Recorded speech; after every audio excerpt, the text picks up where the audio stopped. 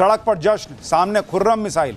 और ट्रंप पाकिस्तान का double game कैसे एक्सपोज किया ईरान ने। स्ट्रेट ऑफ हॉर्मूज पर ट्रंप के सारे पैतरे फेल। वहां तो वो हो रहा है जो अमेरिका ने भी नहीं सोचा था। अब उसके बारे में आपको बताता हूं। डोनाल्ड ट्रंप को कुछ समझ में नहीं आ रहा, ये तो पिछले कई दिनों से दिख रहा है। ईरान उनके लिए वो आउट ऑफ सिलेबस वाला मामला हो गया है, जिसको पेपर लेके बैठे तो थे कि 5 मिनट में पेपर खत्म करके निकल जाऊंगा एग्जामिनेशन हॉल से।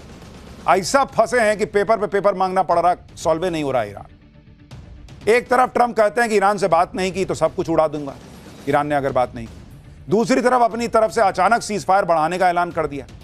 इस बार सीज फायर बढ़ाने की कोई डेट भी नहीं दी। इतना घबरा गए कि अनिश्चित काल के लिए सीज फायर जो है वो कह दिया कि चलता रहेगा। अब बार बार बढ़ाने पे बेइज्जती होगी तो कह दिया कि एकदम अनिश्चित काल है सीज फायर। अब चलने दो, देखते हैं कब होगा। आप सोचिए बॉस, ट्रंप ये सब तब कर रहे हैं जब आज ही पाकिस्तान में दूसरे दौर की बातचीत होनी थी, लेकिन ये बातचीत तो हुई नहीं। ट्रंप की बेइज्जती अलग हो गई। मुनीर की अलग भद पिट गई, क्योंकि मुनीर इंतजार करता रह गया। ना ईरान का कोई नेता पाकिस्तान पहुंचा, ना ट्रंप की टीम से कोई पाकिस्तान आया। बताइए, मुनीर वहां जो है वो हाथ में डोंगा लेके सब्जी लेके खड़ा रहा, शहबाज पूड़ी लेके कि कोई आएगा तो पूड़ी सब्जी खिलाएंगे। ना अमेरिका से कोई आया, ना ईरान से कोई आया। ये तो इन लोगों का हाल है। चलें मीडिएट करा। अब ईरान कैसे ट्रंप का मजाक उड़ा रहा है, मुनीर को उधेड़ रहा है, आज आपको दिखाऊंगा।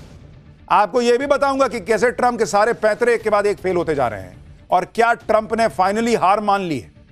आप यह भी देखिए कि आज ट्रंप ने कहा कि हॉर्मुज स्ट्रेट को ब्लॉक करके अमेरिका ईरान को तगड़ा नुकसान पहुंचा रहा है। ट्रंप कह रहे हैं कि ईरान को हर दिन $500 मिलियन का नुकसान हो रहा है। अरे भाई, अगर ट्रंप का मकसद ईरान को आर्थिक रूप से नुकसान ही पहुंचाना था तो ईरान के साथ युद्ध में अमेरिका के लाखों करोड़ों डॉलर फूकने की क्या जरूरत थी। यह काम तो बिना युद्ध के कर देते तू।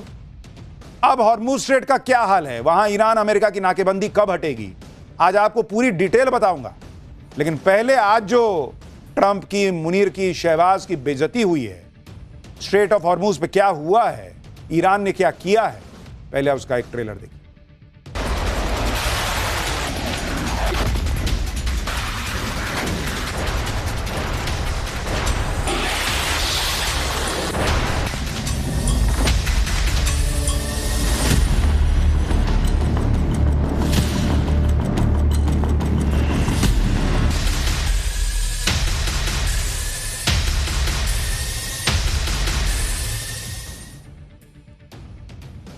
अमेरिका और ईरान के बीच 8 अप्रैल से सीज फायर लागू हुआ था, जो आज 22 अप्रैल को खत्म हो रहा था। इसलिए अमेरिका चाहता था कि सीज फायर की डेडलाइन खत्म होने से पहले ईरान के साथ बातचीत का कोई तो हल निकले, क्योंकि पहले 11 और 12 अप्रैल को पहले दौर की बातचीत फेल हो चुकी थी।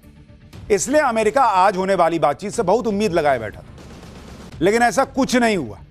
उधर पाकिस्तान दोनों पक्षों के बीच दूसरे दौर की बातचीत की मेजबानी के लिए ताबड़तोड़ तैयारी कर रहा था। इस्लामाबाद में कई सड़कों को ब्लॉक कर दिया। ईरानी और अमेरिकी डेलीगेशन को वीवीआईपी ट्रीटमेंट देने की पूरी तैयारी करके बैठा था। लेकिन पाकिस्तान की तो तगड़ी बेइज्जती हो गई, क्योंकि बातचीत करने के लिए कोई वहां पहुंचा ही नहीं। अमेरिका ईरान के बीच दूसरे दौर की बातचीत क्यों शुरू नहीं हो पाई, ये आगे बताऊंगा आपको। लेकिन पहले यह देखिए कि आज ट्रंप ने ऐसा ऐलान कर दिया कि पूरी दुनिया चौंक गई। आज ट्रंप ने ईरान के साथ सीज फायर को अनिश्चित काल के लिए बढ़ाने का ऐलान कर दिया कि भाई तू भी मत मारना, मैं भी नहीं मारूंगा, और अनिश्चित काल तक चलेगा, कोई डेट नहीं है। अब ये वो डोनाल्ड ट्रंप हैं जो हर बार एक डेट देते थे कि सुनो इसके पहले ये सब कर लेना, नहीं तो बहुत मारूंगा, सुनो ये इतने के पहले कर लेना, नहीं तो बहुत मारूंगा। आज भाई साहब ने सरेंडर कर दिया, कहा कि नहीं अब अनिश्चित काल के लिए सीज फायर है। हॉर्मुज स्ट्रेट पर अमेरिका ने जो ब्लॉकेड कर रखा है उसे जारी रखने की बात भी उन्होंने कह दी। सीज फायर का ऐलान करते हुए ट्रंप ने कहा कि अमेरिका सीज फायर को तब तक बढ़ाएगा जब तक ईरान का प्रपोजल जमा नहीं हो जाता और बातचीत किसी न किसी तरह खत्म नहीं हो जाती। हालांकि इस दौरान हॉर्मुज स्ट्रेट में मिलिट्री ब्लॉकेड जारी रहेगा। मुझे बताया गया कि ईरान की सरकार बुरी तरह से बटी हुई है। मुझसे पाक पीएम शहबाज शरीफ और असीम मुनीर ने ईरान की तरफ से प्रस्ताव आने तक ईरान पर हमला रोकने की अपील की थी। अब ट्रंप को खुद तो बेइज्जती लग रहा है कि कैसे बोलूं कि मैंने खुद किया है, तो मुनीर और शहबाज को पाला ही इसी के लिए, उसके ऊपर डाल दिया। मुनीर शहबाज कह रहे थे कि सर आप ईरान को मत मारिए, इसलिए मैंने छोड़ दी, नहीं तो बहुत मारता। कह रहा है कि वहां ईरान जो है उसका लीडरशिप बटा हुआ है। लीडरशिप बटा हुआ है, ये वो डोनाल्ड ट्रंप हैं, झूठे डोनाल्ड ट्रंप, जो पिछले महीना भर से कह रहे हैं कि वहां लीडरशिप बचा ही नहीं है। आज भाई साहब कह रहे हैं कि लीडरशिप बटा हुआ है। पहले अपना मन बनाओ कि बचा है कि बटा है। ट्रंप ने अनिश्चितकाल तक सीजफायर के फैसले के लिए पाकिस्तान को जिम्मेदार बता दिया, क्योंकि पाकिस्तान ही है जो अमेरिका ईरान के बीच डील कराने में जुटा है। इसलिए ट्रंप ने पाकिस्तान के नाम पे खेल दिया ताकि किसी को यह ना लगे कि अमेरिका ने खुद से यह फैसला लिया है। यह है हाल इनका। ईरान और अमेरिका दूसरे दौर की बातचीत के लिए टेबल पर क्यों नहीं बैठे, इसके पीछे की इनसाइड स्टोरी आपको बताऊंगा। लेकिन पहले ईरान में वायरल हो रहा ट्रंप का एआई वीडियो दिखाता हूं। यह कुर्सियां ईरानी डेलीगेशन के लिए थी, लेकिन आज होने वाली बातचीत के लिए ईरानी डेलीगेशन मीटिंग में पहुंचा ही नहीं। काफी देर इंतजार करने के बाद ट्रंप को ईरान की एक चिट्ठी मिलती है। चिट्ठी में लिखा था, ट्रंप शट अप। इसके बाद ट्रंप ने ऐलान कर दिया कि पाकिस्तान के रिक्वेस्ट पर वो सीज फायर का टाइम बढ़ा रहे हैं। यानी ईरान ने इस वीडियो के जरिए डोनाल्ड ट्रंप जो अनिश्चितकाल तक सीज फायर बढ़ा रहे हैं उसकी पोल भी खोल दी और कायदे से बेइज्जत भी किया ट्रंप को। आप सोचिए बॉस, जिस ईरान पर डोनाल्ड ट्रंप एहसान जताते हुए अनिश्चितकाल के लिए सीज फायर बढ़ा रहे हैं, वही ईरान उनको बेइज्जत करता हुआ वीडियो डाल रहा है कि झूठ मत फैलाओ, हम आ ही नहीं, तुमसे बात ही नहीं करना चाहते, तुमको कह रहे हैं शट अप। अमेरिका चाहता था कि ईरान के साथ दूसरे दौर की बातचीत हर हाल में, लेकिन ईरान ने ही बातचीत से साफ मना कर दिया। वजह थी अमेरिका की वो शर्तें जिसे ईरान ने मानने से इनकार कर दिया। अब इसके बाद अमेरिका के उपराष्ट्रपति जेडी वेंस इस्लामाबाद जाकर करते क्या? वो भी ट्रंप के एआई वीडियो की तरह मीटिंग रूम में ईरानी डेलीगेशन का इंतजार ही करते रह जाते। इसलिए जब ईरान ने शांति वार्ता की शर्तों को ठुकरा दिया, उसी वक्त यह साफ हो गया कि अब ईरान बातचीत नहीं करने वाला है। आप देखिए कि जेडी वेंस कल शाम को ही इस्लामाबाद पहुंचने वाले थे और आज दोनों पक्षों के बीच बातचीत होने वाली थी, लेकिन ईरान के इनकार के बाद उन्हें अपना पाकिस्तान दौरा कैंसिल करना पड़ा। दूसरे दौर की बातचीत के लिए अमेरिका ने एक अहम शर्त यह रखी थी कि ईरान अगले 20 साल तक यूरेनियम संवर्धन नहीं करेगा, जबकि ईरान 3 से 5 साल की अस्थायी रोक पर तैयार था। इसलिए बात बन ही नहीं पाई और ईरान ने दूसरे दौर की बातचीत के लिए टेबल पर बैठने से ही मना कर दिया। यानी अमेरिका अपनी शर्तों पर डील चाहता था। ईरान ने एक बार फिर अमेरिका को याद दिला दिया कि वो ना तो झुकेगा ना अपने हितों से समझौता करेगा।